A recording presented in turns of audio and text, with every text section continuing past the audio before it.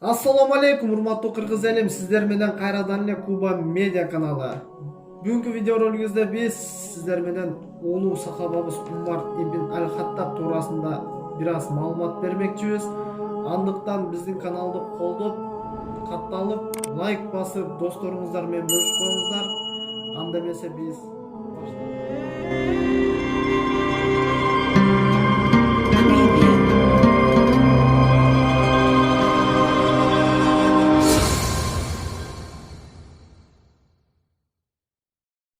улуу сахаба Умар ибн Аль-Хаттаб тууралуу кызыктуу 12 факт. Умар, Аллах андан разы болсун. Умар тууралуу пайгамбарыбыз саллаллаху алейхи вассалам мындай деген: эгер менден кийин пайгамбар келсе, анда ал Умар ибн Аль-Хаттаб болмок деп айткан. Умарды Алла элчиси Аль-Фарук деп атаган. Анын толук аты жөнү Умар ибн Аль-Хаттаб ибн Нуфайл. Умардын атасы Хаттаб ибн Нуфайлдын ата теги Кабага барып пайгамбарыбыздын ата теги менен биригет. Алла элчиси Умар ибн Аль-Хаттабты Аль-Фарук деп атаган. Ал акыйкат менен жалганды айырмалай алган деп которулат. Умар пайгамбарыбыздан 13 жаш кичүү болгон. Умар пайгамбарыбыздан 13 жаш кичүү болгон. Умардын териси ак, узун бойлуу, олбурлуу, турган турпаты келишимдүү эле. Басыгы тез, үнү бийик чыкчу. Умар жаш кезинен эле күрөш менен машыгып, ат минип, арабтардын поэзиясы менен таанышып, өзү да ыр чыгарган. Умар бала чагынан билимге умтулган жана жоопкерчиликтүү болуп чоңойгон. Анын балалыгы жыргалчылыкта эмес, оор күндөрдө төбө кайтарып өткөн.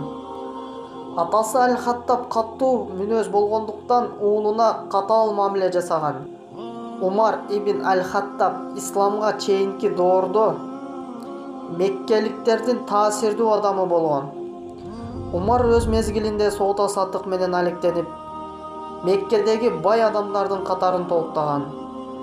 Меккеликтердин коомдук жашоосунда маанилүү орунду ээлеп, таасирдүү болгон.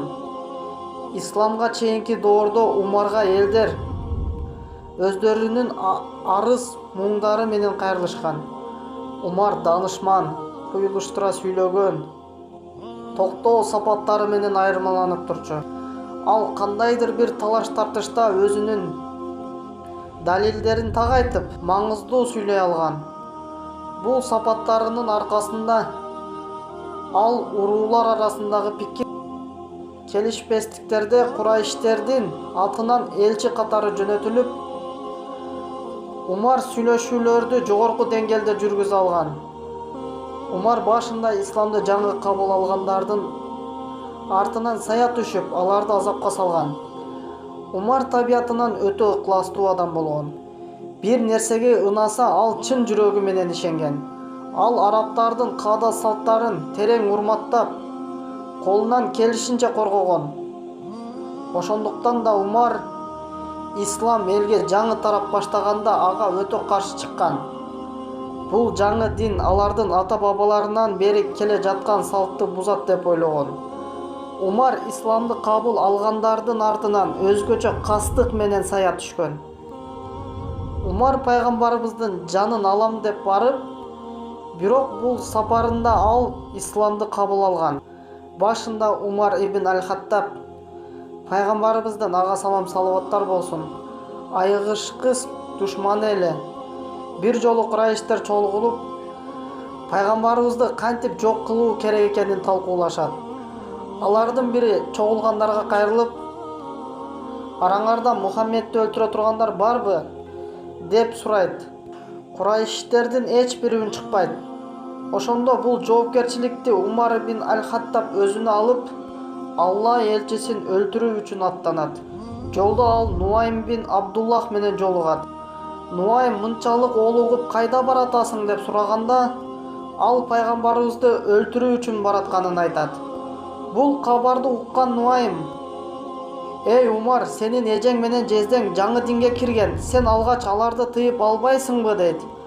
Аны уккан Азирети Умар ачуусу келип, жездесинин үйүнө бет алат. Ал жездесинин үйүнө келгенде, үйүнүн ичинде Куран окулуп жаткан болот. Эшикти ачканда үйдүн ичиндегилер Куран окууну токтотушуп, окуп атышкан Куран аяттарды жазылган барактарын жашырып калышат. Үйдүн ичине кирген Азирети Умар жездесин сабай баштайт. Арага түшкөн эжесин да уруп жиберет. Эжеси мурду кан жайлай жерге кулап түшөт. Бирок ага карабастан сен эмне кылсаң ошо кыл, биз динибизден кайтпайбыз дейт эжеси.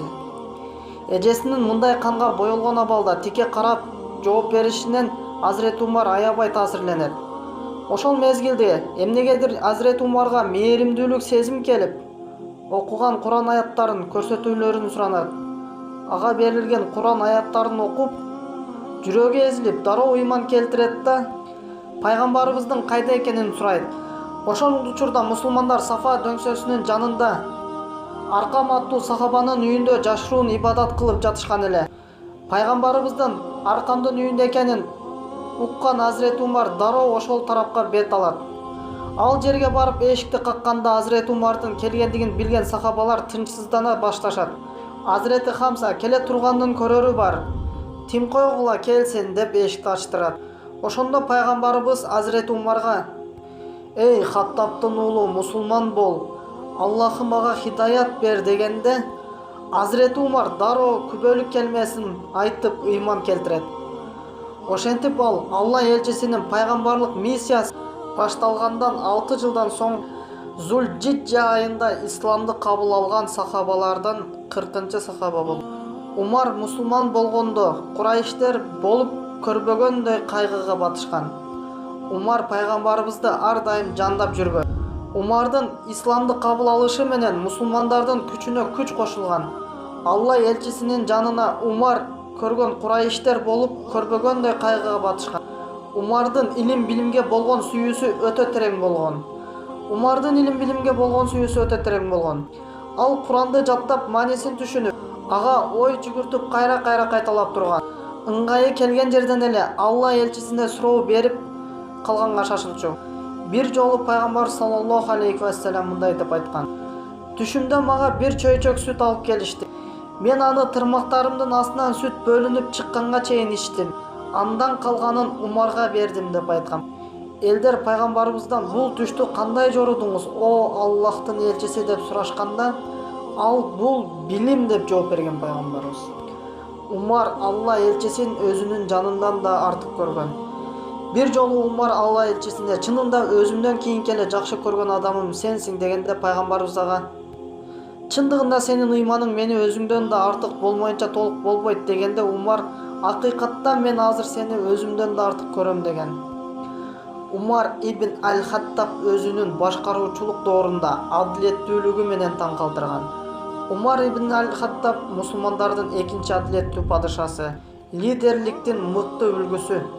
Абу Бакыр жашоосунун акыркы мүнөттөрүндө бир топ адамдар менен кеңешип, ордуна Умарды коюп кеткен. Баары бул чечимге макулдугун беришкен. Умар өзүнүн падышалык башкаруусунда адилеттүүлүгү менен таң калтырат. Ал адамдар эле эмес, жада калса жаныбарларга да сарсана болгон. Кийин мен жакшы каралбай калган төө же эшек үчүн суралышым мүмкүн деп тынчсызданган. Умар элинин кайгы кубанычын тең бөлүшкөн. Хижранын 18-жылы ачкачылык болуп, мусулмандар үчүн абдан оор келген.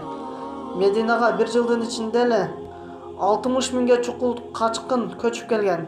Ошол жылы Умар ибн Аль-Хаттаб Аллахка мындай деп дуа менен кайрылган: "О Аллах, Мухаммаддын үммөтүнүн менин көз алдымда өлүп калуусуна жол бербе." Абу Хурайра разыяллаху анху Умар тууралуу мындай окуяларды баяндайт. Умар көчөгө азык-түлүк салынган каптарды көтөрүп алып, өтө муктаж адамдарды издеп, аларга таратчу. Бир жолу ал темир идишти жалап жаткан адамды көрүп, ушунчалык жүрөгү ооруган. Ал кайсы бир нерседен кур калган адамды көргөндө, дароо өзүн да ошол нерседен кур калтырган. Элдер этсиз калганда, өзү да эт жегенден баш тарткан. Элдер майга жетпей калган, ал да май жеген эмес. Бир жолу Умар үйгө барат, дарбыз көтөргөн уулун көрөт. Ал баласынан дарбызды тартып алып мындай деген: мусулмандардын башчысынын баласы дарбыз жеп жатабы? Мен Аллах менен ант берем, биздин үммөттүн да дастарконунда дарбыз болмоюнча биз да дарбыз жебейбиз деп айткан. Умар ибн аль-Хаттаб адам эркиндигин жогору баалаган.